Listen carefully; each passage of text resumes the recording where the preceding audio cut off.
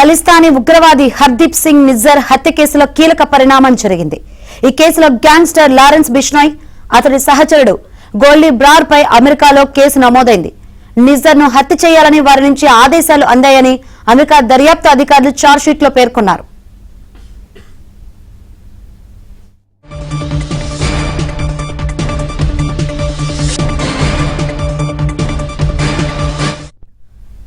అమెరికాకు చెందిన federal bureau of investigation FBI అంతర్జాతీయ స్థాయిలో ఆపరేషన్ హార్డ్ బాల్ ను చేపట్టింది.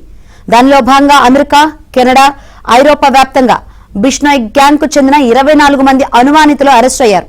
ఈ నేపథ్యంలో బిష్నోయ్, గోల్డీ బ్రార్ అభియోగాలు నమోదయ్యాయి. గోల్డీపై అమెరికా $50,000 రివార్డును కూడా ప్రకటించింది.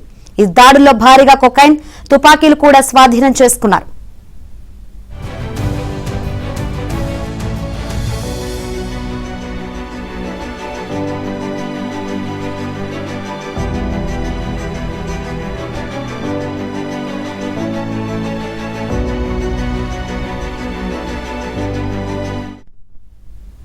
ఆపరేషన్ హార్డ్ బాల్ పేరుతో అమెరికా, కెనడా, ఐరోపాలోని పలు దేశాల్లో ఏకకాలంలో దాడులు చేసింది. బిష్నోయ్ గ్యాంగ్ స్థావరాలపై FBI అధికారులు ఏకకాలంలో సోదాలు చేశారు. దాదాపు 3 ఖండాల్లోని 50కి పైగా వ్యూహాత్మక ప్రాంతాల్లో భారీ దాడులు, సోదాలు నిర్వహించారు.